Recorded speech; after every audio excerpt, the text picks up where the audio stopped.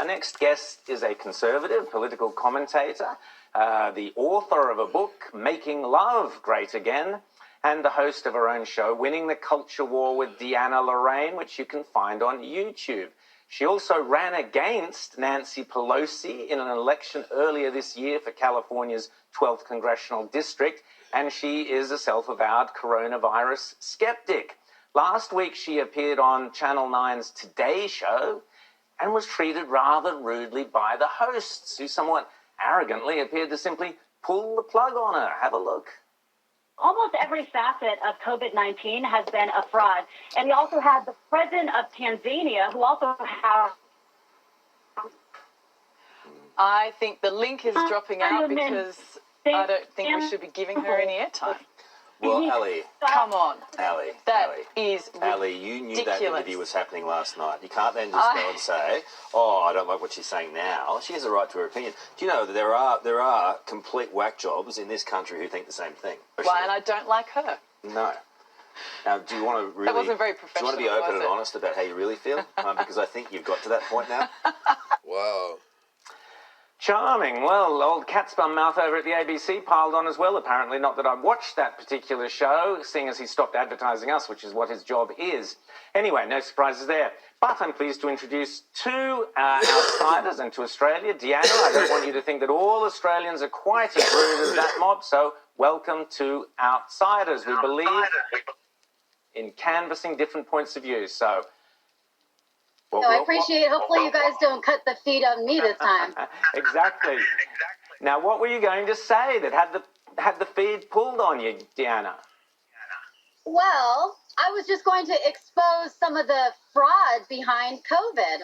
And by the way, I apologize for the casual setting today. I just came back from a protest in the state capital of California today to protest the lockdowns in America. All right. And what I was going to say was that so many facets of the COVID-19 has been based on fraudulent information. OK, and all of these draconian totalitarian measures that have been taken in response to the coronavirus have been based on also false premises and information. So I was about to go into the inflated death toll and the inflated coronavirus new cases and how a lot of people have been testing samples that are even non-human of coronavirus, and they've came back positive, and that's when the feed cut out. So, okay, so talk us through that evidence of yours, and what proof do you have for that evidence? Give us your sources or your backup, or and explain what you think is behind this false data that you're alleging. Well, I mean, even in the CDC itself, they admit that they're counting presumptive positive cases in their new coronavirus cases. All right. So even if you have the sniffles or a headache or something, or if you've ever had a coronavirus strain in the last 10 years, if you've had the influenza, you are counted as a new coronavirus case. The CDC admits that. Also, in the last couple of weeks alone, they've been many different labs, hundreds of labs in Florida, in California, in Colorado, and Washington, all over America that have admitted that they've accidentally, counted false positives, or they've counted antibody tests for coronavirus new cases. Again, the CDC has admitted this again. The president of Tanzania, who is a scientist, he sent in non-human samples, a fruit, a goat, a couple other things. And guess what? They came back positive. I know many people too. I know many people as well that have. Actually, the motor oil came back inconclusive, but the papaya and the goat both came back as positive. I've seen that. Matter of fact, I recorded that over a month ago.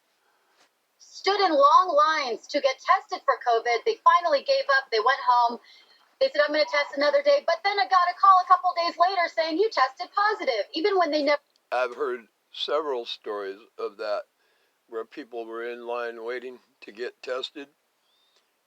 Apparently, they're taking your license number or your plate and they're running your name illegally and then sending you something in the mail that said you tested positive, even though you jumped out of the line to get tested because the line was too long and you didn't have that much time on your hands.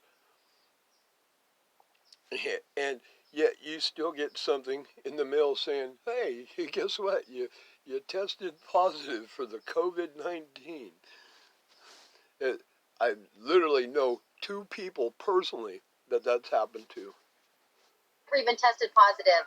So thousands of tests are admittedly false positive. Even the FDA has admitted that it's at least 3% of their cases are false positive. They just admitted this last week. All right. And again, 333 different labs in Florida have admitted that they accidentally, tested positive. And that's 34% of their cases last week. So we already have a big problem here, but yet we're basing these draconian measures on these new cases. If masks and lockdowns and social distancing really worked, then why do we have to go for more rounds of them, right? James. And if these masks should be classified as a biohazard, right? There should be literally a biohazard can on every street corner, because I'm finding these masks laying everywhere. I actually took a picture of one way up in the tree. How in the world it got up there is beyond me. The wind probably would be my best guess. But these should be classified as a biohazard. That's a Class A felony to throw one on the ground. To knowingly throw a biohazard onto the ground is a Class A felony in California. I'm just wondering, though, we do know from a lot of the stuff that has come out that probably about 10 times as many people have had corona have shown up in the testing systems, at least here in Australia. If we're getting a lot of positive tests, then actually doesn't that help your case that the coronavirus is less deadly than we think it is, or than we might have initially thought it was, simply because the ratio of actual fatalities is lower than the overall number of cases? Well, either way, we're having a lot of false information, right? They're also counting presumptive coronavirus deaths as a fact that they died from coronavirus. They're counting also different kinds of deaths as died from coronavirus.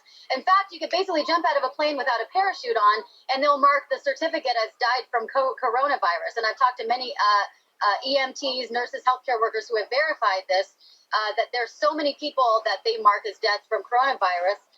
Someone died in a motorcycle accident last week, and they marked it as died from coronavirus. So this is happening all over.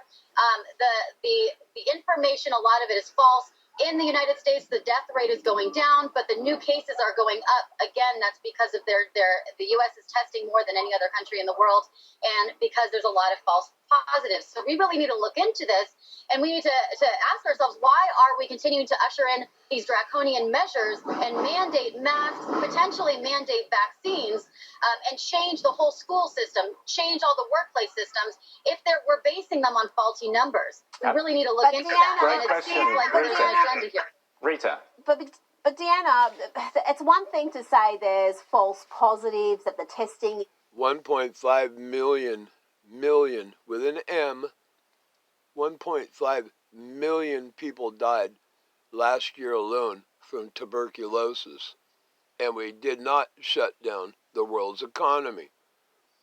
It absolutely befuggles my mind how insane people have become over this common flu. Is imperfect, but it's quite a different thing than to say that masks aren't effective and that this entire thing is being overstated, when we do have tens of thousands, hundreds of thousands around the world deaths and people who are desperately ill. Do you think sometimes the way you're approaching this issue is perhaps doing more harm than good? I acknowledge that the example you just gave of the motorcycle accident, yes, a guy in a motorcycle accident who had COVID-19 was counted as a COVID death, but they have removed him from the stats. It was a mistake. It wasn't something to try to inflate the numbers. So do you think, in a way, your advocacy is doing more harm than good, and people can be dismissive of those who question the restrictions? Not at all, because here's the thing. They end up making these, in California and in Florida, they just issued a curfew. They just issued a statewide lockdown. They're issued mandatory masks. In California, our governor, Gavin Newsom, just banned singing in churches. Yes, banned singing because of the spread of coronavirus. So they're basing all these draconian measures on these false numbers. Even though they admit their mistakes, they still continue with these lockdown orders and with these draconian measures. Meanwhile, check out these photos. Hold on. You probably remember that smirk on her face when she was talking with her husband. Well, I did a little bit more than some will. And I took a picture of that necklace. And this is what I found. An upside down cross. Imagine that. Huh. That was Melinda Gates, by the way. Meanwhile, at the same time, they say that protesting for Black Lives Matter, oh, you can't catch the coronavirus then. The coronavirus can't get you if you're protesting for Black Lives Matter. They're letting thousands of violent criminals out of jails, out of prisons. And that's not, that's not going to affect the coronavirus either. So it just doesn't make sense. It doesn't add up. And there's enough fake news fear mongering every single day that enough people buy into that the coronavirus is overinflated. That I'm just showing the truth. I'm just showing some facts, and there's very few people that are doing that. I think it needs to be out there. The information absolutely needs to be out there because it needs to be honest. And the honest truth, too, is most people who have died from coronavirus, most people who have gotten deathly ill are the same people that would get deathly ill with the influenza, with the seasonal flu. They have compromised immune systems. They have different kinds of coexisting or pre-existing conditions, or they're over the age of 70. And this is just a fact, or they're obese, right? This is just a fact. So we need to get the facts out there. We need to ask ourselves, why is this reaction, and why are these measures being taken for a virus that isn't as deadly and serious as they're making it out to be?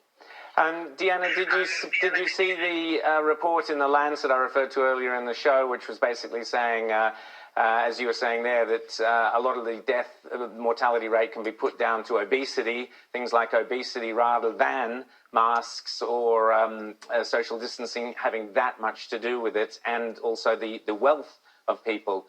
What did you see that article, and what did you make of it?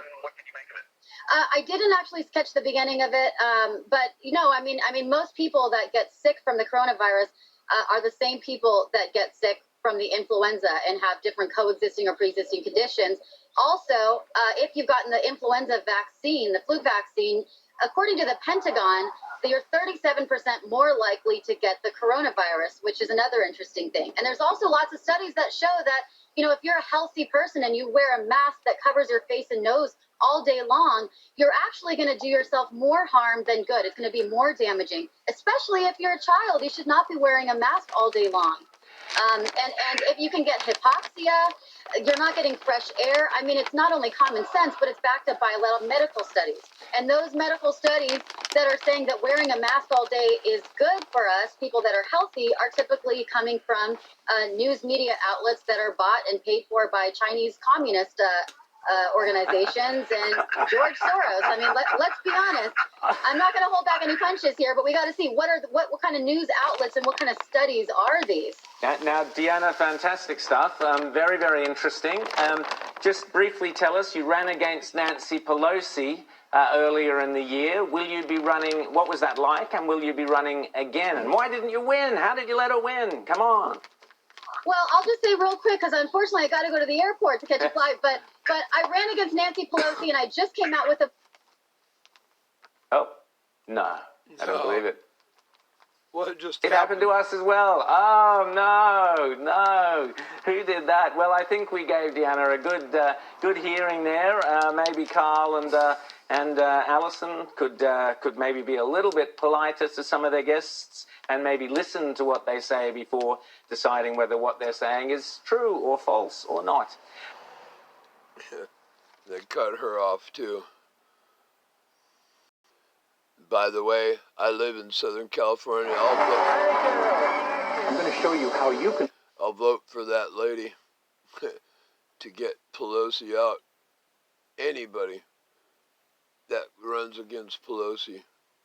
Gavin Newsom's aunt, by the way, the governor of our state. These people are only in it for the money.